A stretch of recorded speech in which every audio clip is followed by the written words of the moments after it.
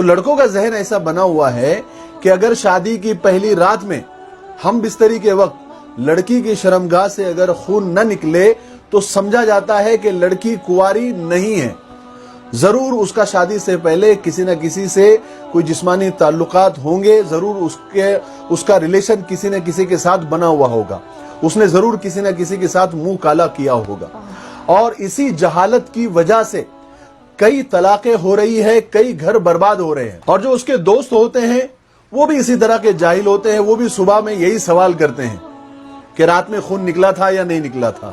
اور معاشرے میں اکثر یہ وہم پھیلا ہوا ہے کہ اگر پہلی رات کو اگر خون نہیں نکلا تو اس کا مطلب یہ ہے کہ لڑکی پاک دامن نہیں ہے۔ اسی بیوقوفی کی وجہ سے شادی کے دوسرے دن یا شادی کے کچھ دن میں ہی طلاق دے دی جاتی ہے۔ پوچھا جائے کہ بھئی طلاق کیوں ہوئی تو بتایا جاتا ہے کہ لڑکی کے دوسرے کے ساتھ ناجائز تعلقات معلوم پڑے ہیں۔ کون ہیں، کہاں ہیں، کوئی ثبوت، کوئی پروف ہے تو بتائیے۔ تو پروف یہ دیا جاتا ہے کہ شادی کے پہلی رات میں خون نہیں نکلا۔ ابھی 3 دن 4 دن پہلے جو طلاق ہوئی ہے، سیم یہی وجہ، یہی ریزن کہ پہلی رات کو خون نہیں نکلا، اس لیے لڑکی بدچلن ہے اور اس کو طلاق دے دی۔ اللہ معاف کرے۔ یاد رکھے، کان کھول کر سن لے، شادی کی پہلی رات میں اگر خون نہ نکلے تو اس کا مطلب ہرگز یہ نہیں ہے کہ لڑکی بدچلن ہے یا اس نے کہیں منہ کالا کیا ہوا ہے یا وہ کنواری نہیں ہے، بلکہ فقہا اور محدثین یہ فرماتے ہیں کہ عورت کی شرمگاہ میں ایک بہت باریک سا پردہ ہوتا ہے، پتلی جھلی جیسا۔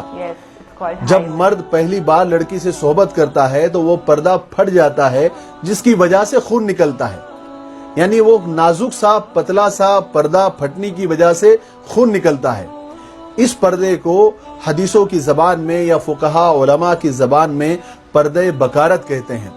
شرعی زبان میں ایسی لڑکی کو باکرہ کہا جاتا ہے جس کی ابھی شادی نہیں ہوئی ہے، اور سیبہ اسے کہا جاتا ہے جس کی شادی ہو چکی ہے۔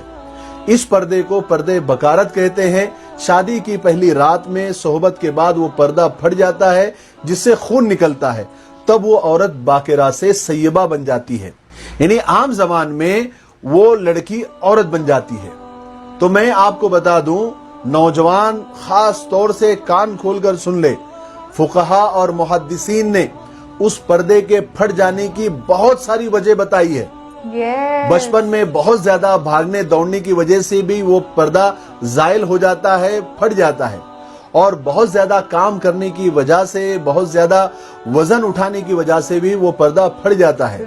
لڑکی کو جو ہر مہینے ماہواری آتی ہے، حیض آتا ہے، خون نکلتا ہے، بہت زیادہ خون نکلنے کی وجہ سے یا خون کا بہت زیادہ فلو ہونے کی وجہ سے بھی وہ پردہ زائل ہو جاتا ہے، اور کبھی کبھی چوٹ لگ جانے کی وجہ سے یا بہت زیادہ سائیکل چلانے کی وجہ سے یا پھر ورزش کرنے کی وجہ سے یا یوگا کرنے کی وجہ سے یا بہت جلدی چلنے کی وجہ سے بھی وہ پردہ پھٹ جاتا ہے۔